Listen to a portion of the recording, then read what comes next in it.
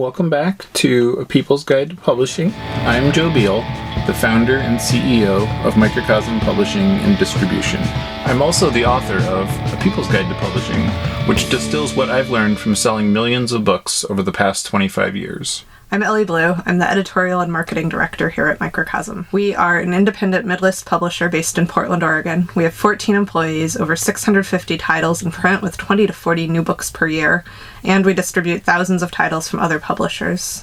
We started this podcast so that we can share what we've learned with newer publishers so that you can learn from our mistakes. Or maybe you just want to understand the publishing industry. This week, we have a reader question. And that question is, when you publish books that you've authored, do you have a contract and pay yourself a royalty? That's a great question. I know, very basic. In theory. So, this is actually a question I don't really know the answer to. Finally, we've stumped Ellie. Congratulations, podcast. You've won.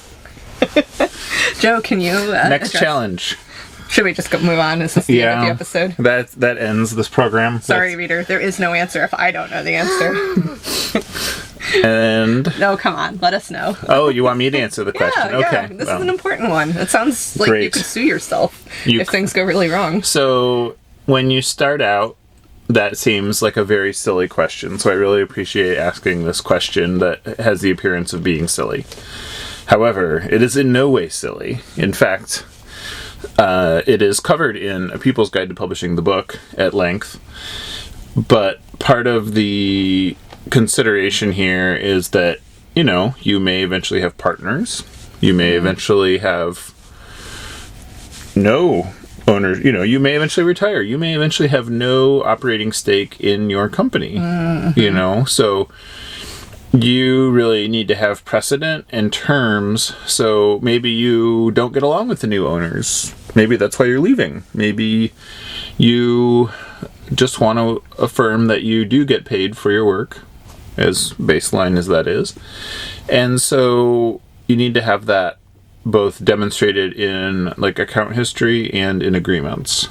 So that is why you do the very silly thing of having an agreement with your own publishing company.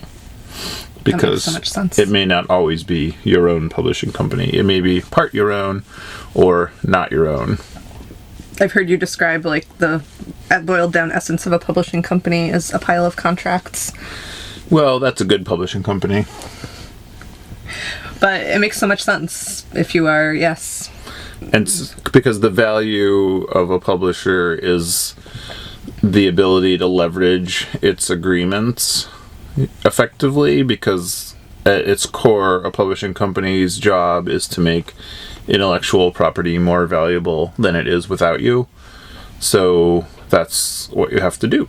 So what if, you are such a small publisher that you have decided to forego royalties on your book in order to help fund the company, and that you're using your book to fund the company? What should you still have a contract with yourself? Yes, because you may not always want to do that. So that is essentially you are putting money into the company that way. So in theory, you would want to have an agreement about how that money comes back out to you, if you indeed intend for that to happen. Right, if you ever sell the company, you might be like, oh, that $40,000 I didn't pay myself is part of what this is worth, and I want that now. Or even just the company owes me this as part of the severance, Is there anything you need to know about making a contract with yourself? Is it legal to just sign it and not have anyone else involved? In theory, yes, because there's nobody to dispute it,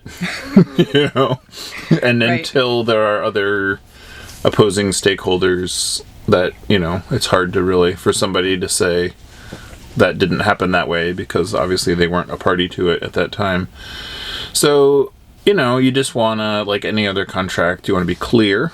You want to include all of your provisions, and you want to basically treat yourself like you were any other author, meaning you have to agree to both sides of the agreement.